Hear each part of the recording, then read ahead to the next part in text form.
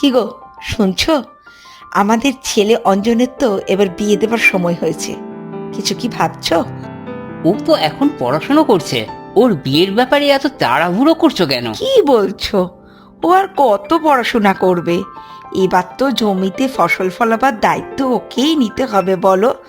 তুমি আর কতদিন পারবে? না গো না, ছেলেটার যতদিন মন চায় ততদিন পড়ুক, ওকে সংসারের মধ্যে জড়িও না। সমাজ অনেক বদলেছে, নিজেকে সময়ের সঙ্গে খাপ খাওয়াতে না পারলে যে ভবিষ্যৎটাই অন্ধকার হয়ে যাবে। ভবিষ্যতের আবার আছেটা কি? পড়াশোনা করে কি ছাইপাস হবে? তার চেয়ে জমিতে ফসল ফলাবে, সেই ফসল তুলে বিক্রি করবে, এই করেই পয়সা রোজগার করবে, যেভাবে তুমি, আমার শ্বশুর মশাই সবাই অর্থ উপার্জন করেছো। না, আমাদের পথে ও যদি না চলতে চায় তাহলে ওকে বাধা দেব না। তুমি এক কাজ করো রমা, ও কি চায় সেটা বরং ওর কাছ থেকেই জেনে নাও।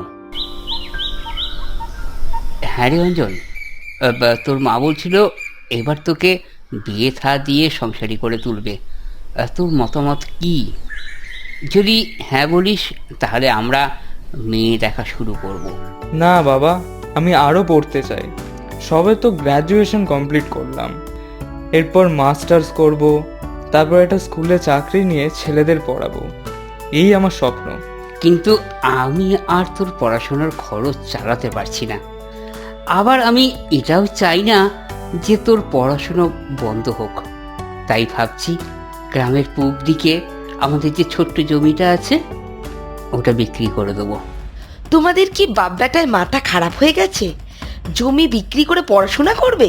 কি আর করা যাবে বলো, ওর এখন কত উঁচু ক্লাস, কত পড়াশুনো, কত খরচ। খরচের অভাবে ওর পড়াশোনা বন্ধ হয়ে যাবে, সেটা কি করে হয়? আমরা পড়াশুনো করিনি, তা বলে অঞ্জনের ইচ্ছে যখন পড়াশুনো করার, তাকে আটকাবো কেন বলো? মা তুমি দেখো, আমি যখন পড়া শেষ করে মাস্টার হব, যখন ছাত্র পড়াবো, তখন সবাই আমার সুখ্যাতি করবে। টাকা যে উপার্জন করব তাতে আমাদের ভালোভাবে চলে যাবে। তুমি আর বাধা দিও না মা। তুমি আর বাধা দিও না। আমি কালই নায়েব মশাইয়ের কাছে যাব, জমিটা বিক্রি করার আর্জি জানাবো। যদি জমিদার বাবু জমিটা কিনে নেন তাহলে এই যাত্রায় আমি ছেলেটাকে পড়াতে পারবো। সে কি সুবল, তুই জমিটা বেচে দিবি তো চলবে কি করে? কি আর করবো নায়েব মশাই, আমার কপাল, এত বছরেও কোনো টাকা পয়সা জমাতে পারিনি, অথচ ছেলেটার টাকার অভাবে পড়াশোনা বন্ধ হয়ে যাবে সেটাও তো হতে দিতে পারি না। গ্রামের শেষ প্রান্তের জমি, তাও আবার 2 বিঘা মাত্র। আচ্ছা, তোর কত দরকার? আমাকে ন্যায্য টাকা দিলেই হবে, দরকার তো অনেক। ঠিক আছে, আমি একবার জমিদার বাবুর সঙ্গে কথা বলি। তুই যা এখন, আমি খবর পাঠাবো। আপনারাই আমার ভরসা। সেদিন রাতে প্রচণ্ড ঝড় বৃষ্টি হয়। হায় হায় হে, এবার কি হবে রে অঞ্জন? সব স্বপ্ন যে ভেঙে চুরমার হয়ে গেল। আমার সব জমিতে জলে ভরে গেছে, সব শস্য নষ্ট হয়ে গেছে। এখন কিভাবে সংসার চালাবো? কিভাবে তোর পড়াশোনার খরচ চালাবো? এত চিন্তা করছো কেন বাবা?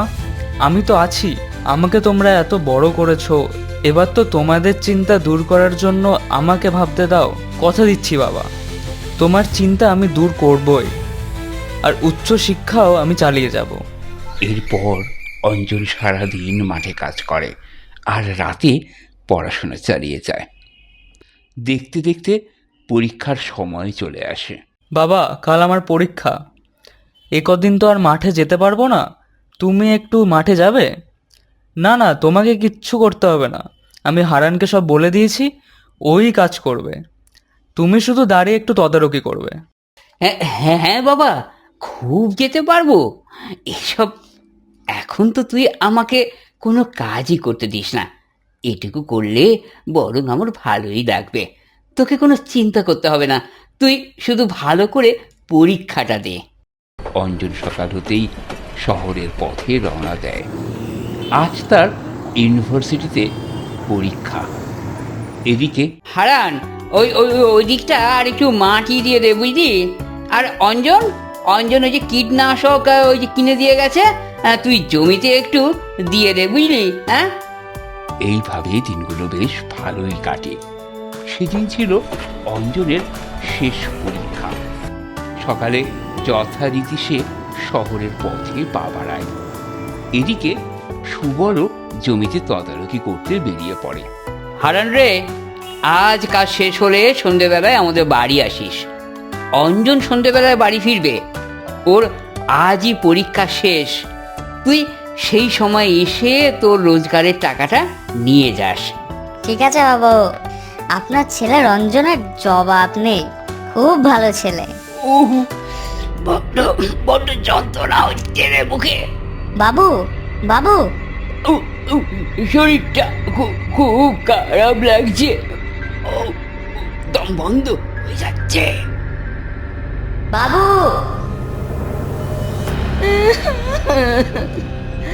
এখন কি হবে রে অঞ্জন?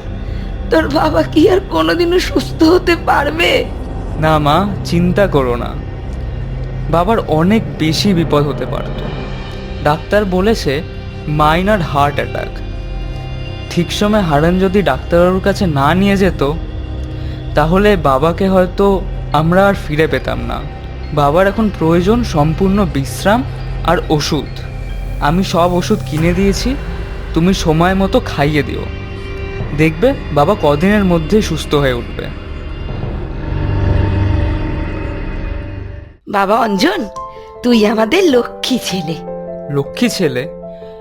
না মা, ভুল হলো, আমি লক্ষ্মী ছেলে হব কোন দুঃখে? কেন রে? সত্যিই তো তুই আমাদের লক্ষ্মী ছেলে। কি সুন্দর সংসারের হাল ধরেছিস তুই। আমাদের এখন কোনো অভাব নেই। তোর বাবাকে তুই কঠিন অসুখ থেকে সুস্থ করলি। কত দায়িত্ব এখন তোর কাঁধে, সেই সবগুলোই তো তুই হাসি মুখে করে যাচ্ছিস। তোর মতো ছেলে ঘরে ঘরে জন্মাক। সেটা ঠিক আছে, কিন্তু তা বলে আমি লক্ষ্মী হতে যাব কোন দুঃখে? আমি কি মেয়ে? ওরে আমার ভাগিনী ছেলে।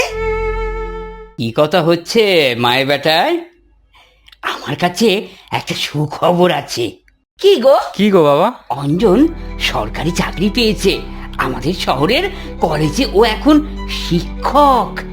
এই এই দেখো চিঠি। Appointment letter? হ্যাঁ, ওই আমাদের পোস্টম্যান শঙ্কর ওই চিঠি পড়ে শোনালো। অঞ্জন বাবা, তুই আমাদের ঘরের রত্ন। আমার আমার আমার আনন্দে কান্না পাচ্ছে রে। বাবা, অঞ্জন আমাদের লক্ষ্মী নয়, রত্ন।